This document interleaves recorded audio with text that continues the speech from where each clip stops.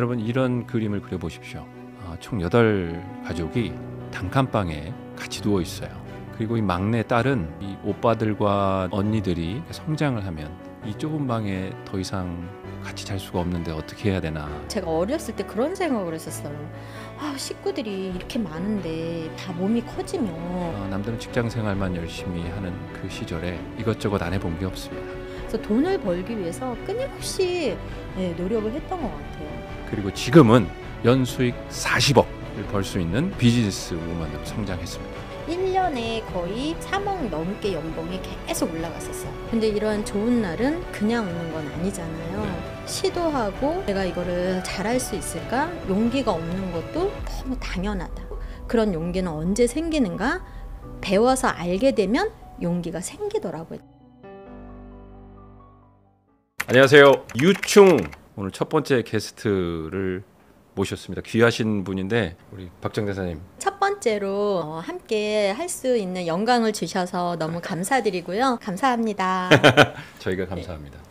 복도에서 뵀을 때 아까 제가 말씀드렸지만 밥 인형이 걸어다니는 줄 알았어요. 깜짝 놀랐습니다. 근데 그것도 많이 이렇게 늘어나신 거라고 그러는데 RT가 생길 것 같아요.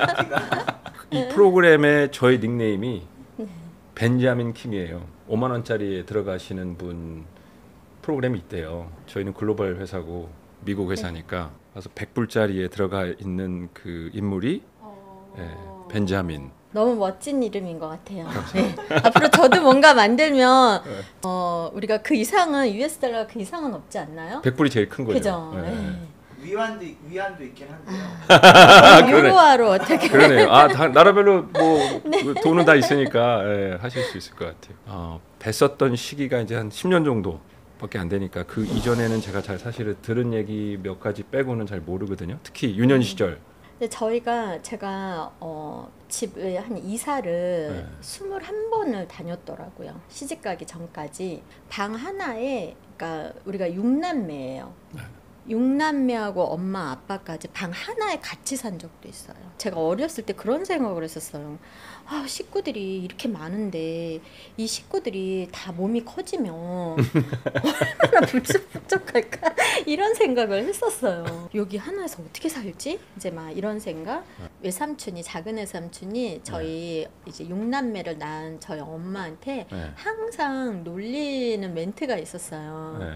아유 맨날 알딸딸 해가지고 근데 아들 딸에 제가 이제 막내인 거예요. 사과가 맨날 푸석푸석 했었거든요. 큰 집에 가서 먹는 사과는 너무 아삭거리는 거예요. 형편이 안 됐으니까 그랬겠죠. 살지 않는 그런 사과들을 이렇게 받아서 오신 것 같은 거예요. 그냥 어린 마음에 돈이 좀 있었으면 좋겠다. 제 지금 고등학교 친구들이 여기 지금 회사에 같이 저랑 일을 하고 있거든요. 이 친구들한테 제가 학창시절 저를 물어보면 제가 되게 잘 사는 아이인 줄 알았어요. 뭔가 내 안에 뭔가 이렇게 자존감이 높았었나 봐. 그런 것 같아요. 그러니까 저는 그래요. 엄마의 교훈이 되게 크다라고 봐요. 그러니까 뭔가 하는 거에 있어서 안 된다라는 얘기도 들어본 적이 별로 없고요. 그러니까 이렇게 돈에 대해서도 막 그런 어려운 상황을 표현하거나 막 이렇게 힘든 것을 많이 내색하거나 그런 모습을 별로 본 적이 없어요. 사랑을 많이 받고 자라셔서 그러신 것 같아요. 아니 자자 돌림이세요? 네네. 인자, 정자, 영자, 청자. 인자, 정자, 영자, 청자. 아니 어릴 때 이름 때문에 이렇게 막 놀리고 그러지 않았어요? 학교에서? 저희 때는 사육부장이라는 게 있었거든요. 어항을 관리하는 거예요. 어항. 그러니 어항 관리하면 남자애들이 그걸 도와줘야 되거든요. 이거 해야 된다고 도와달라고 막 그러면 뭐 이렇게 애들 그 유치함 있잖아요. 고려 정자기 그러고 고려 정자기 그러고 도망가고 맨날. 외삼촌이 그때 어렸을 때 이제 청자담배 엄마가 이름도 잘 지셨어 알딸딸 이렇게 외삼촌이 되게 짓궂으셨거든요. 뭐 그 이름으로 놀려서 제가 막 자존감이 떨어지는 게 아니라 반대로 생각을 했던 것 같아요. 애들이 저랑 친해지려고 이렇게 한다라고 생각을 했던 것 같아요. 그래서 되게 밝게 그때 잘 지냈었고. 아무튼 우리 박정자 사장님은 남들이 갖지 못한 어떤 스킬이 하나 있으신 것 같아요. 이런 부분은 이렇게 생각하는 게 보통인데 전혀 다른 방향으로 생각을 하시고, 그러니까 이름으로 놀림을 받으면 내 이름이 싫고 놀리는 친구가 미울 텐데 그렇게 선택하지 않으시고 내 이름이 좋아지고 또 그 친구는 나와 친해지고 싶어서 어필을 하는 걸로 이렇게 생각을 하시는 긍정적인 마인드가 어릴 때부터 이렇게 쭉 지금까지 장착해 오신 것 같습니다. 긍정의 청자. 긍정의 청자. 그러면 이제 조금 더 성장한 때로 넘어가서 학생 때부터 이제 20대 결혼하기 전. 저는 되게 20대가요 되게 바빴어요. 직장 생활을 하면서도 자격증을 따야 되고 일러스트도 포토샵도 학원을 다니면서 배웠었어요. 출근하기 전에 새벽 5시에 수영을 다닌다든지 막. 예. 그리고 짬나는 주말을 이용해서 뭐 아트 플라워를 배운다든지 뭐 또 이제 워드 자격증 따고 막 이렇게 예. 뭔가 운전 면허증도 저는 21살에 땄거든요. 그러니까 근데 부모의 도움을 받아서 한 게 아니라 제가 다 벌어서 예. 그때 그러면 편사님 만나셨었어요? 네. 학교 때 만나셨다 그랬었나요? 언제 아니요, 만나셨어요? 영어 학원에서 만났어요. 학원에서. 공부하라고 영어 학원을 보냈는데 이제 데이트를 해서 지금도 그렇게 영어의 깊이가 많이 공부해야 되는 영어를 더 많이 공부해야 되는 신랑 19, 저 20에 신랑이 1살 어리니까 헤어지려고 했던 적도 있었어요. 왜냐면 직접 본인이 그렇게 가난하다 하니까 아 언니가 절대 그런 사람들은 가난한 사람 안 된다고 했는데 합법실에 결혼을 이렇게 사귀는 사람인가 결혼을 하려면 내가 뭔가 준비를 막 해야 되겠다라는 생각이 좀 강했었나 봐요. 예. 그러니까 제가 그 이제 SK 코퍼레이션 그 유공 회사에 다닐 때 돈을 벌고자 하는 마음이 되게 강했었거든요. 130만 원 정도 많이 받은 거 아니에요? 많이 받았었어요. 근데 그 돈이 막 되게 크다라는 생각보다는 왜요? 이제 아빠가 이제 그때 직업이 없으시는 상황이 됐고 큰 오빠랑 저랑 막 이제 돈을 벌어야 돼서 그런 집을 이렇게 운영을 해야 되는 상황이었었어요. 그때는 가족을 위해서. 네. 그래서 그러다 보니까 이제 급여를 갖다 드리면 저한테 딱 이제 한 달에 쓸 지금도 생각나요. 20만 원. 옷도 사 입고 싶고 화장품도 막 이렇게 사서 하고 싶고. 그러니까 저는 그때 저의 이런 헤어 실력이 다 늘은 거예요.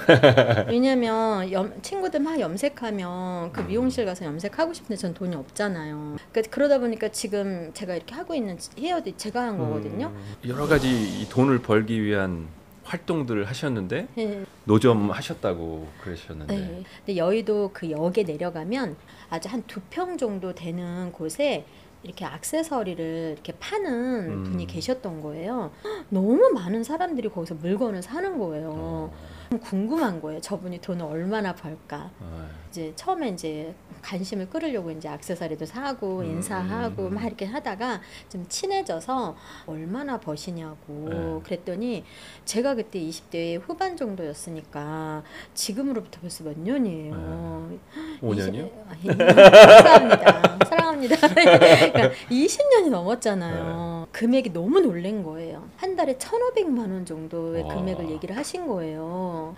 할 수 있다고. 그랬더니 되게 힘들 텐데 그 옷가게에다가 50대 50으로 이렇게 나눠 먹자 해가지고 진열을 했었어요. 처음 거래한 옷가게는 새벽에 켰어요.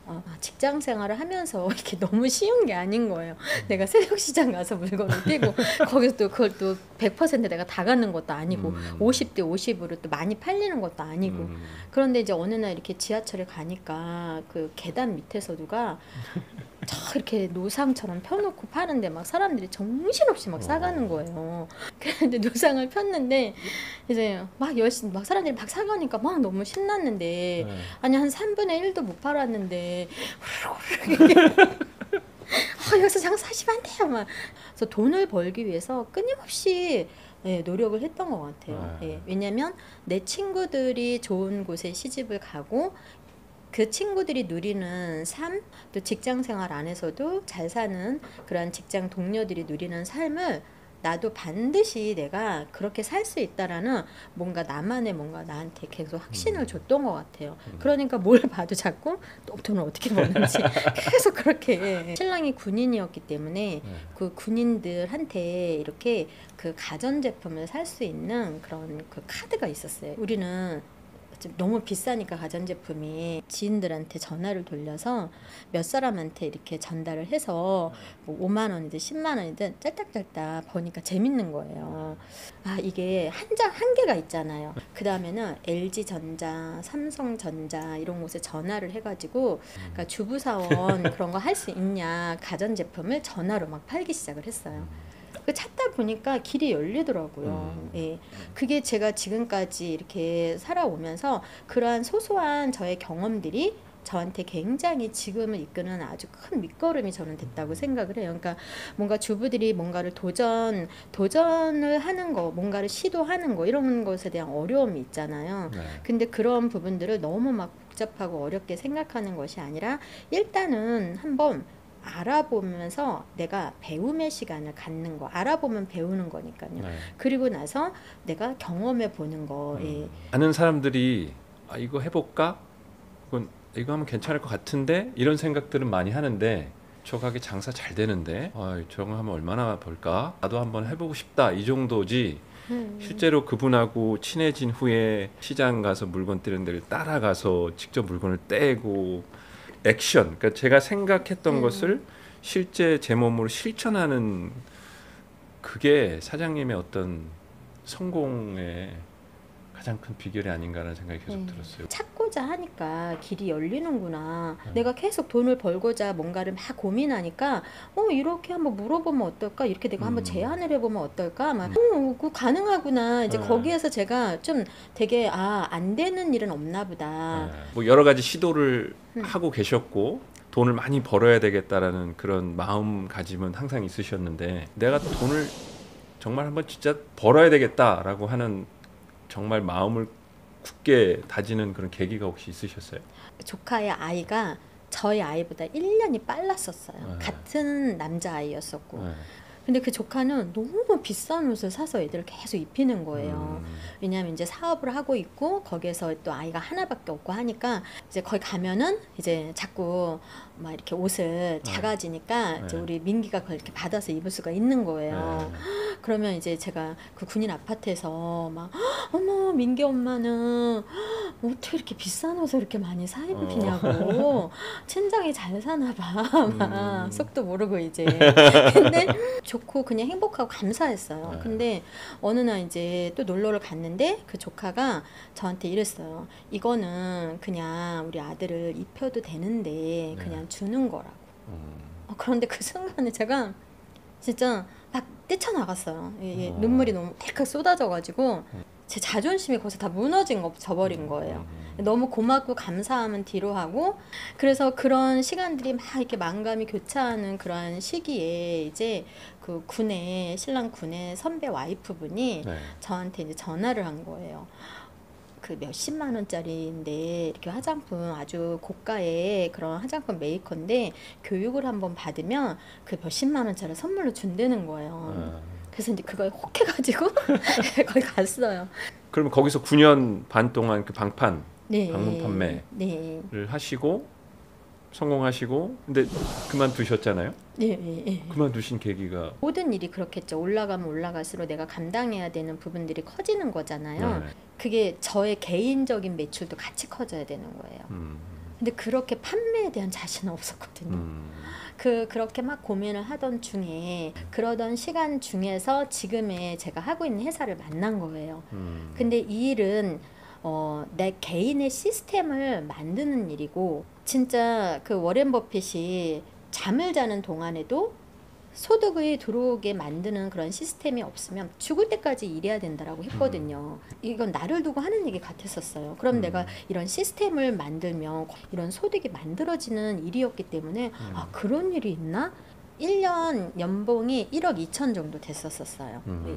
그거는 9년 6개월이라는 시간이 걸려서 1억 2천이라는 돈을 받았었지만 1년에 뭐 한 3억 6천 정도 받았을 때 이제 내려놨었고 그리고 이 하나의 일만 집중해서 막 가면서 1년에 거의 뭐 한 3억 넘게 연봉이 계속 올라갔었어요. 그래서 3억 6천에서 매년 3억씩 더 올라가요. 추가 계속 추가 거의 어떤 수수료 같이 이렇게 받는 프로그램이기 때문에 제가 이제 이렇게 한 달에 여기서 한 5천 정도 들어왔을 때 되게 놀란 거예요. 예. 한 달에 어머 이걸 다 어디다 써야지. 한 주에 500씩 들어왔을 때가 2011년도였었어요. 예. 그때 이제 그 아마 5만 원 그 신권이 이렇게 나오는 때였는데 신랑은 구남매 막내이다 보니까 그리고 되게 알뜰하게 막 이렇게 시골에서 이렇게 자라다 보니까 이렇게 돈돈 하는 게 저보다 더 심했었어요.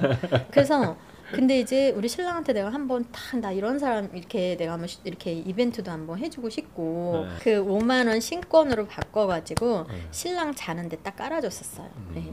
근데 이제 아침에 따갑고 막 살에 찔리니까 엄청 짜증을 내면서 이불을 확 제끼더라고요. 그러니까 이제 막 갑자기 5만 원 돈이 이게 돈인가 장난감인가 뭐 종인가 막 이게 뭐냐고 막 그래서 내가 이렇게 돈을 번다 하고 이제 공개를 했었고요. 예전에는 우리가 월급 생활을 하잖아요. 네. 그럼 월급 딱 받아서 1주 현금 생활하고 2주부터 이제 다 빠져나가면 카드 생활 하잖아요.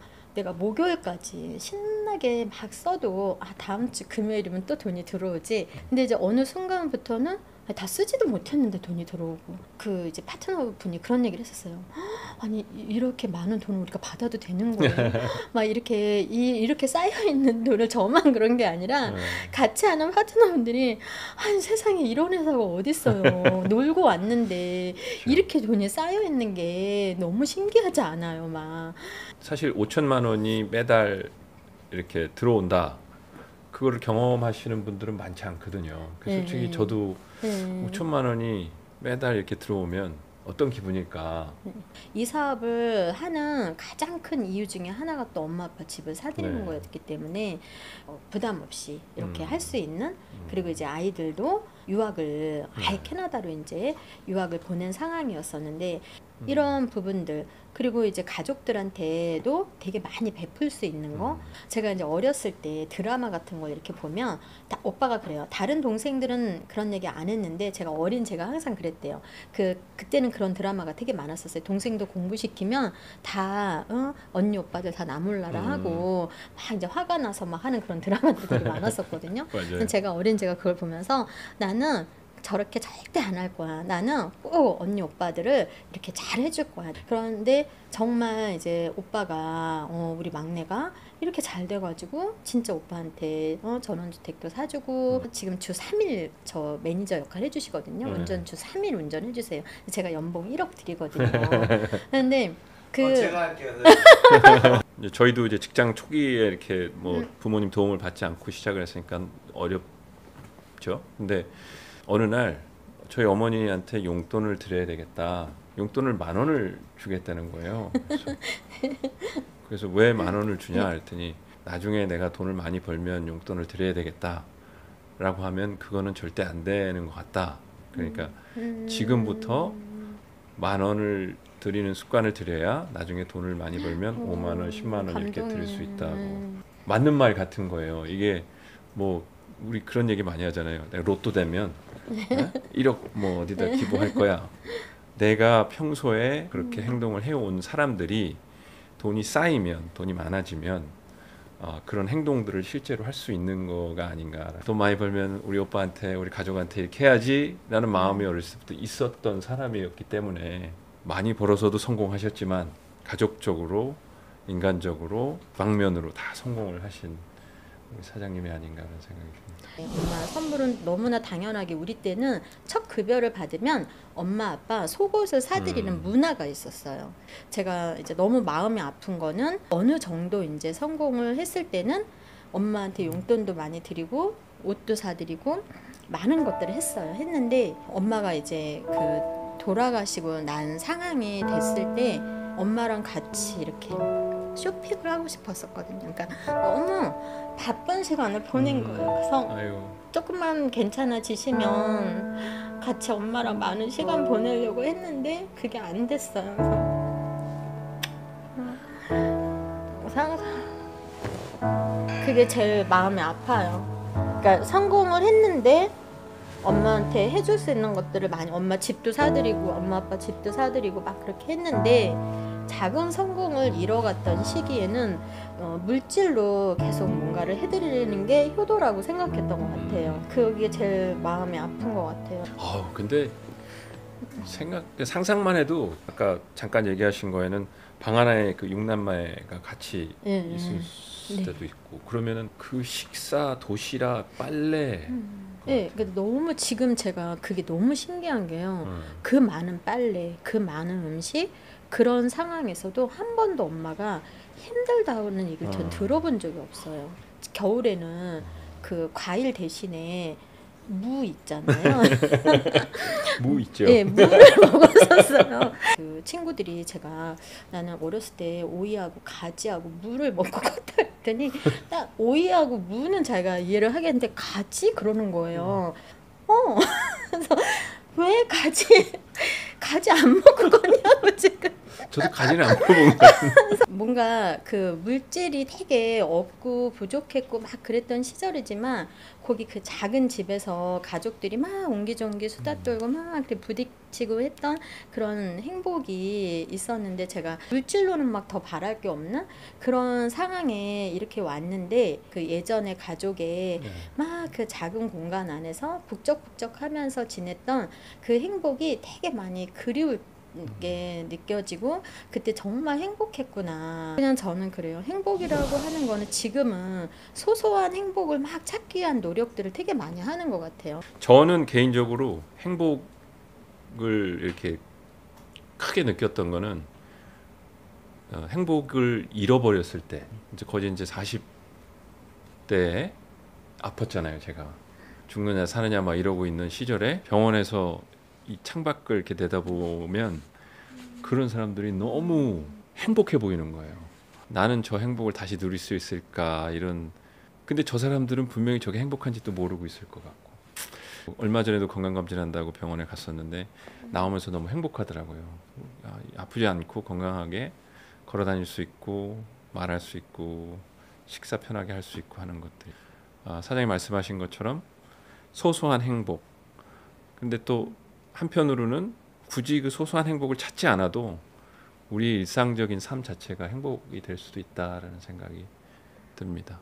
만약에 다시 돌아가서 예전의 나에게 메시지를 하나 주고 싶다라고 하면 정말 다 내려놓고 싶은 그러한 상황에서 내려놓지 않았던 그 마음에 대해서 정말 잘했다라고 인정해주고 싶어요. 그리고 그 선택이 너무나 옳았다라고 너무 어렵다라고만 생각하지 않고 엄마가 늘 말을 아꼈던 것처럼 내 자신한테도 되게 아끼면서 온 부분에 대해서도 너무 잘했다라고 인정해주고 싶어요. 너무 힘들었지? 그러나 그 결과가 이렇게 멋진 결과를 만들었잖아. 사장님처럼 아까 말씀하셨던 모든 걸 내려놓고 싶은 어떤 이유에서든 뭐 그게 경제적인 거든 건강적인 거든 뭐 혹은 관계적인 거든 그분들에게 따뜻한 위로의 말을 좀 전해주신다면 어떤 좋은 삶을 원하기 때문에 다들 열심히 살아가잖아요. 네. 근데 그렇게 열심히 살다 보면 이렇게 좋은 날이 오잖아요. 네. 근데 이러한 좋은 날은 그냥 오는 건 아니잖아요. 네. 뭔가를 시도하고 굉장히 큰 두려움도 생기고 내가 이거를 잘할 수 있을까? 이런 선택이 맞나? 용기가 없는 것도 너무 당연하다. 그 당연함을 그냥 내가 인정하고 그러면 그런 두려움은 언제 없어지고 그런 용기는 언제 생기는가? 그거는 내가 일단은 시작해서 배우고 배워서 알게 되면 용기가 생기더라고요. 제 경험상으로. 누가 믿어주지 않아도 누가 나의 꿈을 막 훔쳐가는 꿈도둑이 가족 중에 막 그렇게 많이 나타나더라도 그런 생각보다는 일단은 시작해서 작은 거라도 이뤄봤을 때 주변에 모두가 나를 인정하는 모습을 봤거든요. 그것을 시작하시면 너무 좋을 것 같아요. 1년에 가장 많이 벌어보신 게 얼마예요? 1년에 가장 많이 벌어본 건 한 40억. 한 번에 돈 쓰실 때 제일 가장 많이 써보신 게 얼마예요? 한 번에 원샷을 한 12억. 뭐예요? 집 사드린 거. 네. 그 여기 강남에서 개인 소득으로는 제가 제일 많다고는 하시더라고요. 롤스로이스 사고 나셔서 네. 상대방 이렇게 좀 예. 편하게 해주신 것도 있잖아요. 그죠? 예. 그 얘기도 지방에 내려가다가 왼쪽에서 너무 가속을 해서 오면서 이제 사고가 난 거예요. 이제 과실이 그 상대방의 80%가 된 거예요. 그런데 좀 젊은 사람이었었고 이제 되게 열심히 사는 사람이더라고요. 폐차를 할 정도로 차가 많이 부서진 건 아니었거든요. 보험 처리가 저희는 다 되는 상황이었고 그렇지만 이렇게 폐차를 하면 그분한테 피해가 가지 않으니까 폐차를 안 해도 되는데 그냥 폐차를 한 거죠. 전혀 몰랐었는데 인터넷에 지금도 그게 올라와 있나 봐요. 그래서 되게 좋은 일 많이 하시는 분이시라고 저희한테 어떤 미팅을 갔는데 네이버에 올라와 있대요. 그 내용이 차를 이제 보통 좋은 차를 타면 예. 아끼잖아요. 매일 네. 타는 차가 있고 네. 아끼는 차가 있고. 예. 근데 이제 그런 거 없으시잖아요. 그 처음부터 제가 그런 좋은 차를 탄 건 아니고 원래는 한 제가 2년 정도 차를 타면 이렇게 신랑을 줘요. 예. 그러면 이제 신랑이 그 다음에 전 다시 새 차를 뽑고 벤틀리는 그냥 현금으로 딱 뽑아가지고 신랑은 선물로 줬어요. 예. 좋은 차들을 뭐 집에다가 이렇게 막 뭐 전시용으로 막 그런다고 하는 얘기를 이렇게 잠깐 들은 적은 있는데 저희들은 이제 그런 목적이 아니라 일의 연속이었기 때문에 일주일에 타는 게 5,000km를 넘게 타더라고요. 예. 아침마다 가는 식당에서 네. 내기했다고 두 분을 놓고. 자꾸 어디를 가든 저희가 불륜인 줄 아는 거예요. 그러니까 동네에 이제 아침 식사를 하는 곳에 가서 늘 그러니까 모든 식사를 그냥 이렇게 나가서 사 먹게 되는 거죠. 매일 가니까 농담도 하고 이제 막 이런 상황이 되니까 오늘 그러시는 거예요. 직원들하고 내기를 했대요. 그래서 부부가 아니시죠? 이러는 거예요. 그래서 아니라고 저희 부부라고 그랬더니 그럼 등본을 제가 거기 음식점에다가 등본까지 제출을 해야 되냐고요. 그래서 내가 등본을요? 했더니 아니 그렇게 안 믿겨지세요? 했더니 3만 원씩 사장님하고 직원들이 다 3만 원씩 해가지고 이긴 사람이 갖기로 했다는 거예요. 아니 우리가 왜 그렇게 보이시냐. 차를 따로 갖고 와서 이제 우리 신랑이 먼저 들어가가지고 영양제를 다 이렇게 이제 먹을 수 있게 챙겨놓고 수저나 젓가락 다 챙겨놓고 물 따라놓고 그러면 제가 이제 들어가서 거기 앉아서 이제 밥을 먹으면 우리 신랑이 생선 발라줘 뭐 후라이 같은 거 이렇게 해서 제가 노른자 잘 안 먹으니까 흰자만 이렇게 또 밥에다 올려줘 뭐 계속 이렇게 수발을 드는 것 같은 느낌이 들으셨었나 봐요. 아 내가 이렇게 많이 이제는 더 바랄 게 없을 수도 있는데 막 이렇게 열심히 사냐고 사람들이 막 그런 질문 되게 많이 하시거든요. 그러면 열심히 살아야지. 왜? 나 함께 하는 사람들이 나 이상으로 이러한 삶을 살면서 우리가 해야 될 게 너무 많다는 생각이 드는 거예요. 제가 최근에 이제 뭐를 알게 됐냐면 1년에 10,000명의 아이들이 한 나라에 태어나는 거예요. 어떤 아이들이? 소아 루게릭 환자, 소아 근위축증이라고 하는 근데 그 아이들이 태어나면 2년밖에 못 산대요. 매년 10,000명씩 태어나는데 저희와 함께하는 파트너들이 그 지역에서 일어나는 그러한 불우한 사람들, 아이들을 위해서 많은 일들을 하길 바라거든요. 저의 최종적인 목표는 그 지역에서 저와 함께하는 사람들이 이 회사가 없으면 안 돼. 이 회사 함께하는 사람들이 없으면 안 돼. 이런 얘기를 반드시 듣는 게 저의 목표예요. 우리 박정재 사장님 베푸는 거 좋아하시고 도전하는 거 좋아하시고 긍정적인 생각 항상 가지고 계시고 그래서 자랑스러운 우리 회사의 리더분이신 우리 사장님과 함께해서 너무 즐겁고 좋았습니다. 어떠셨어요 오늘? 뭔가 이제 좀 부끄러운 것도 있고 네, 그리고 이제 왜냐면 좀 어렸을 때 실은 좀 부족했던 부분들이 더 많았을 거고 예, 박청자라는 사람도 그냥 인간이고 예, 너무나 평범하고 어려웠던 그런 시절 속에서 자신의 삶을 이렇게 만들어간 그러한 모습으로 봐주시기를 또 그런 모습으로 봐주시지 않을까 기대가 되고 그러니까 더 열심히 살아야 되고 더 많은 사람들을 위해서 함께 가야 되는 것을 스스로한테 다시 한번 약속하는 그런 시간이 됐던 것 같아요. 그래서 그리고 앞으로 더 열심히 잘 살 수 있도록 하는 그런 계기의 시간이 된 것 같습니다. 벤자민 킴과 한 첫 유충 팟캐스트를 마치도록 하겠습니다. 감사합니다. 감사합니다.